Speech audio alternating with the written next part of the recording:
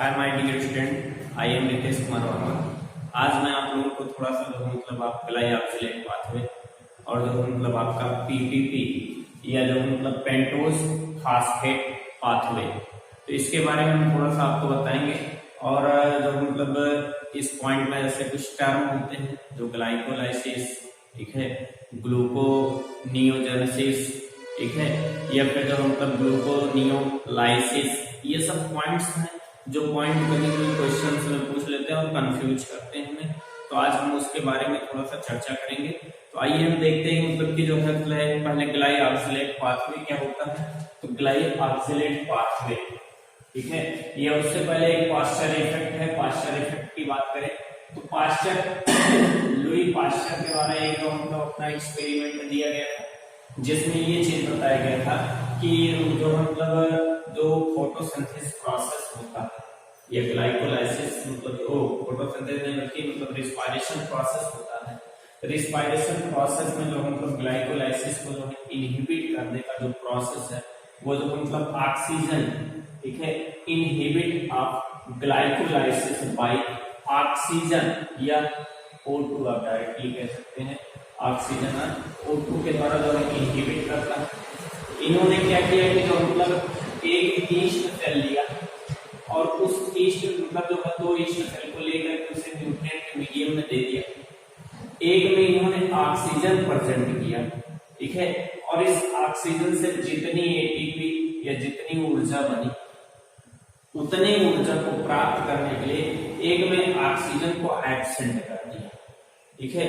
उतने तो जो दोनों का ऑब्जर्वेशन किया गया, भाई इसमें भी एटीपी बना, ऐसा नहीं कि एटीपी नहीं बना, लेकिन एटीपी बनने और ना बनने के प्रोसेस में ये चीज था कि मिलाकर के पूरे रिस्पायरेशन की बात की गई। तो उसमें एटीपी बनने ना बनने की क्रिया में ये चीज था कि जो ऑक्सीजन की कमी के कारण इसमें रिस्पायरेशन हुआ, इसमें जितना एटीपी बना उतना एटीपी बनाने के लिए जो दूसरे वाले में जिसमें ऑक्सीजन एब्सेंट किया गया था, इसमें तो लगभग ये आप कह सकते हैं कि लगभग 18 टाइम्स या 18 बार से एवं, ठीक है, लगभग 18 बार से ऊपर तक जो इसे उतना बार ग्लाइकोलाइसिस प्रोसेस करना पड़ा, तब जाकर के इसके बराबर जो इसमें केवल एब्सेंस ऑफ ऑक्सीजन है, तो इसका पूर्ण रिस्पायरेशन का जो प्रोसेस था वो नहीं हो पाया, यानी रिस्पायरेशन कंप्लीट नहीं हो पाया। एनारोबिक रिस्पायरेशन हुआ है, एरोबिक रिस्पायरेशन हुआ, जिस प्रकार से एरोबिक से हाईएस्ट अमाउंट में एनर्जी निकल गया और यहाँ पे लोएस्ट अमाउंट में एनर्जी निकल गया। तो वही इनके द्वारा जो पास्चर के द्वारा कहा गया कि ग्लाइकोलाइसिस प्रोसेस पर ऑक्सीजन का इफेक्ट क्या होता है, उसी को जो पास्चर इफेक्ट कहा गया। तो ये कभी इस प्रकार से पास्चर इफेक्ट पूछ लेता है किस चीज के बारे में।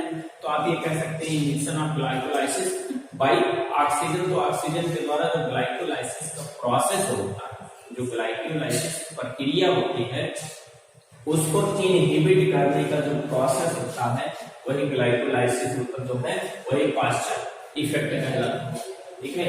ग्लाई ऑक्सिलेट पाथवे की बात करें, ग्लाई ऑक्सिलेट पाथवे, तो ग्लाई ऑक्सिलेट पाथवे केवल इसमें पाया जाता है occurs in all plant, ठीक है, some bacteria, fungi and some lower invertebrates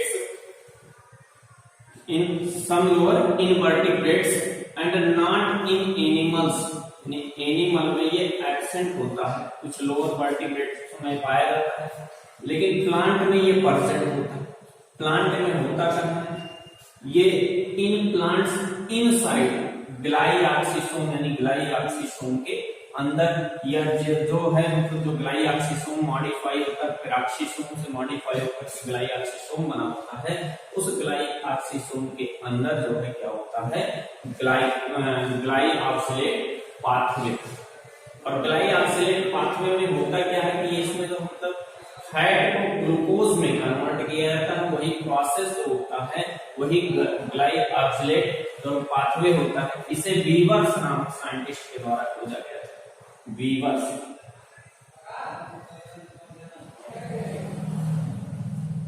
viewers नामक साइंटिस्ट के द्वारा खोजा गया था। तो वीवर्स ने ग्लाइऑक्सिलेट पाथवे दिया था जो प्लांट सेल में होता है। क्यों? क्योंकि ग्लाइऑक्सीजोन जो है एनिमल सेल में एब्सेंट होते हैं, इसलिए जो है एनिमल सेल में ये नहीं पाया जाता। और ये जर्मिनेटिक सीड में, सीड जो जर्मिनेट करता है वो सीड होता है उसमें होता है। इंडोस्पर्म में पाया जाता है। तो यहाँ सब जो ग्लाइऑक्सिलेट पाथवे पाया जाता है। थोड़ा हम ग्लाइऑक्सिलेट पाथवे के बारे में देख लेते हैं। यहाँ पे जैसे फैट जो होता है, फैट जब टूटता है तो ये जो मतलब ग्लिसरॉल और फैटी एसिड में टूटता है। तो ग्लिसरॉल तो डायरेक्टली जो है 3-फॉस्फोग्लिसरिक एसिड मतलब जो है का फॉर्मेशन कर देता है, लेकिन फैटी एसिड जो होता है ये फैटी एसिड जो मतलब क्या होता है, कन्वर्ट होता है एसिटिल कोएंजाइम ए में।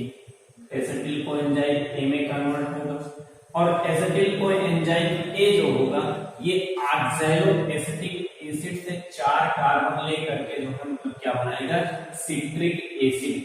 6 कार्बन वाला क्या बनाएगा, सिट्रिक एसिड। और सिट्रिक एसिड फिर बनाएगा आइसोसिट्रिक एसिड। सिट्रिक एसिड से क्या बनेगा, आइसोसिट्रिक एसिड। ये प्रोसेस हमने क्रेब्स साइकिल में देखा, ठीक है। अब आइसोसिट्रिक एसिड जो है अल्फा कीटोग्लूटारिक एसिड और इन सब में अगर बदलेगा तो क्रेब्स साइकिल चलने लगेगा। इस चीज को बचाने के लिए क्या होता है कि आइसोसिट्रिक एसिड जो है दो जो मतलब प्रोडक्ट बनाता है, एक ग्लाइऑक्सिलेट बनाता है, एक ग्लाइऑक्सिलेट बनाता है, दूसरा सक्सिनिक एसिड का फॉर्मेशन करता है। ग्लाइऑक्सिलेट बनाता है, दूसरा सक्सिनिक एसिड का फॉर्मेशन करता है। ये ग्लाइऑक्सिलेट पुनः दूसरे एसिटिल कोएंजाइम ए से मिल करके मैलिक एसिड बना लेता है, मैलिक एसिड बनाएगा और ये मैलिक एसिड पुनः जो है ऑक्सैलोएस्टिक एसिड का फॉर्मेशन करेगा कि जिससे फिर से साइकिल चल सके। और इधर सक्सिनिक एसिड क्या करेगा, ये मैलिक एसिड बनाएगा और फिर मैलिक एसिड से पायरुविक एसिड का फॉर्मेशन करेगा। यानी रिवर्स ग्लाइकोलाइसिस का प्रोसेस होगा और ग्लाइकोलाइसिस के रिवर्स प्रोसेस से फिर पुनः ग्लूकोज का फॉर्मेशन हो जाएगा। यानी पायरुविक एसिड या फास्फोइनॉल पायरुविक एसिड, ठीक है। उसके बाद 2-फॉस्फोग्लिसरॉल्डिहाइड, 3-फॉस्फोग्लिसरॉल्डिहाइड, 1,3-डाइफॉस्फोग्लिसरॉल्डिहाइड, 1,3-डाइफॉस्फो या बिसफॉस्फोग्लिसरिक एसिड, ठीक है। फिर उसके पहले मतलब जो है 1,3 मतलब जो है बिसफॉस्फोग्लिसरिक एसिड, फ्रक्टोज 1,6-डाइफॉस्फेट, फिर जो है मतलब फ्रक्टोज 6-फॉस्फेट, फ्रक्टोज 6-फॉस्फेट से ग्लूकोज 6-फॉस्फेट और ग्लूकोज। यानी रिवर्स वही जो मतलब पायरुविक एसिड से ग्लूकोज की तरफ वाला साइकिल चलेगा और इस प्रकार से ग्लूकोज का फॉर्मेशन होगा। तो यही पूरा प्रोसेस जो होता है ये ग्लाइऑक्सिलेट पाथवे होता है और ये जो मतलब कहाँ पाया जाता है, ग्लाइऑक्सीसोम में। ये ग्लाइऑक्सीसोम का फिगर दिखाया गया है।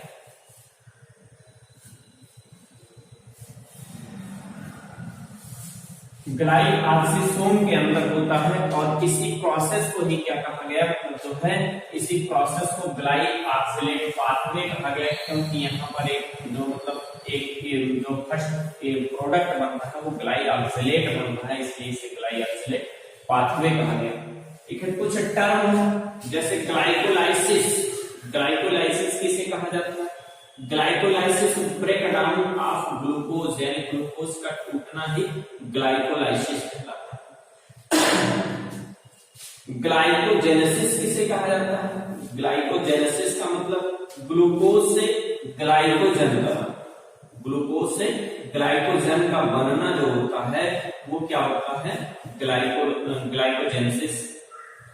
ग्लाइकोनियोलाइसिस जो होता है, ग्लाइकोनियोलाइसिस ये उसे कहा जाता है ग्लाइकोजन को, जब ग्लाइकोजन ग्लूकोज में टूटता है तो उसे ग्लाइकोनियोलाइसिस कहा जाता है। ग्लाइकोनियोजेनेसिस किसे कहा जाता है, ग्लाइकोनियोजेनेसिस, ग्लाइकोनियोजेनेसिस का मतलब कि नॉन कार्बो मतलब जो है नॉन कार्बोहाइड्रेट सब्सटेंस जो होते हैं वो जो है टूट करके जब ग्लूकोज का फॉर्मेशन करते हैं उस प्रोसेस को ग्लाइको या ग्लूकोनियोजेनेसिस कहा जाता है। तो ग्लूकोनियोजेनेसिस में जैसे अमीनो एसिड से ग्लूकोज बन जाए, ठीक है, पायरुविक एसिड से ग्लूकोज बन जाए या फैट से ग्लूकोज बन जाए। अभी हमने आपको ग्लाइऑक्सिलेट साइकिल बताया ना, तो ग्लाइऑक्सिलेट पाथवे या ग्लाइऑक्सिलेट साइकिल जो होता है, पाथवे जो होता है, वो जो मतलब फैट से ग्लूकोज के बनने का फॉर्मेशन। अगला हमारा है pentose phosphate pathway. Pentose phosphate pathway PPP short form में इसे ट्रिपल पी से डिनोट किया था, पेंटोज फास्फेट पाथवे या हेक्सोज मोनोफास्फेट पाथवे।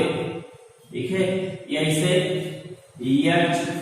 एचएमपी कहा जाता है, एचएमपी ये हेक्सोज मोनोफास्फेट पाथवे होता है, या इसका नाम है फास्फोग्लाइकोनेट पाथवे। ठीक है, फास्फोग्लाइकोनेट पाथवे या डिकेंस पाथवे। ठीक है, कई नामों से जाना जाता है, pentose phosphate pathway, hexose monose phosphate pathway, और जो है फास्फोग्लाइकोलेट पाथवे या डिकेंस पाथवे। ठीक है, इसमें क्या होता है, alternative pathway for glucose oxidation. Glucose oxidation का जो है अल्टरनेटिव पाथवे होता है। टोटल ग्लूकोज मॉलिक्यूल का 10% जो होता है ग्लूकोज, वो इस पाथवे में इंटर करता है। जो हमारे बॉडी में टोटल ग्लूकोज मॉलिक्यूल है उसका 10% जो होता है, यानी बॉडी में एकत्रित जो 100% में से 10% जो मतलब ग्लूकोज होता है वो इस पाथवे में इंटर करता है।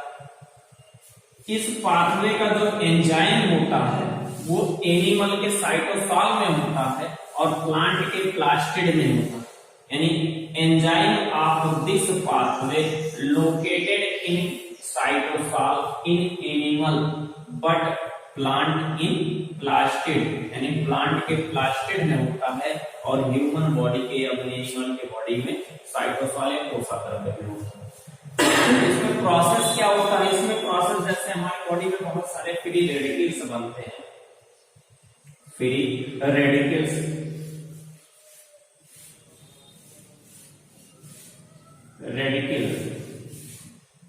तो फ्री रेडिकल जो बनता है वो बॉडी के लिए हार्मफुल होता है, घातक होता है, तो उसको जो है रिमूव करने के लिए, और कुछ जैसे जो मतलब पेंटोज जो बनते हैं, रिबोज फास्फेट पेंटोज वाले जो मतलब आरएनए डीएनए के फॉर्मेशन के लिए होते हैं, उन सब का फॉर्मेशन करने के लिए ये जो मतलब पाथवे चलता है। जैसे हम देखते हैं 10% ग्लूकोज जो होते हैं वो 10% ग्लूकोज से ग्लूकोज 6 फास्फेट का फॉर्मेशन करेगा, और ग्लूकोज 6 फास्फेट से जो मतलब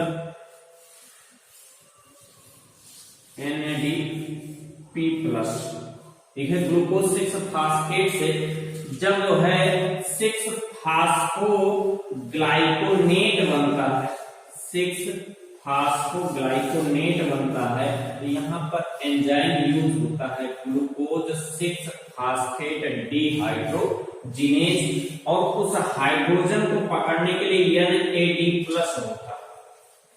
NAD+ हाइड्रोजन एब्जॉर्ब करके रिड्यूस होकर के क्या बनाएगा, NADPH का फॉर्मेशन करेगा, और ये NADPH जो हमारे बॉडी में हाइड्रोजन पेरोक्साइड का फॉर्मेशन होता है, उस हाइड्रोजन पेरोक्साइड वो एक प्रकार का फ्री रेडिकल है। इस फ्री रेडिकल को हाइड्रोजन और ऑक्सीजन में तोड़ने का काम करता है। फिर 6 फास्फेट ग्लाइकोनेट से, ठीक है, 6 फास्फेट ग्लाइकोनेट से जो है क्या हमारा होता है, रेबोज 5 फास्फेट का फॉर्मेशन होता है। फिर यहाँ हाइड्रोजन मॉलिक्यूल रिमूव हो रहा है, तो NADP+ इसे एब्जॉर्ब करता है और एब्जॉर्ब करके NADPH का फॉर्मेशन करता है, और ये NADPH जो है क्या होता है, ये बायोसिंथेटिक फेज में जाता है, यानी जो मतलब कुछ ऐसे मॉलिक्यूल का फॉर्मेशन करेगा जो हमारे बॉडी में यूजफुल होते हैं। तो इस प्रकार से मतलब जो है ये हमारा जो मतलब 2 पाथवे था, एक पेंटोज फास्फेट पाथवे और एक ग्लाइको ऑक्सिलेट पाथवे था और उससे मतलब पास्चर इफेक्ट था। तो इतना जो है पॉइंट आपका जो मतलब ऐसे जो है रिस्पायरेशन, सेलुलर रिस्पायरेशन से छूटा हुआ था, जिसे हमने जो मतलब आज कवर कर दिया। ये लगभग ये टॉपिक जो है आपका कंप्लीट हो गया। अब इसके बाद जो मतलब देखते हैं फिर मतलब इसमें कुछ पॉइंट छूटा होगा तो उसको जो है एक आध वीडियो बना करके खत्म करेंगे। फिर अगला जो है टॉपिक आपका जो मतलब प्लांट में जो मतलब प्लांट हार्मोन्स या प्लांट मूवमेंट वगैरह ये जो है उस टॉपिक को लेकर के आपको नए नए मतलब जो है नए टॉपिक से या नए जो मतलब वीडियो के साथ हम आपके साथ जो है प्रस्तुत होंगे। तब तक के लिए थैंक यू, जय हिंद।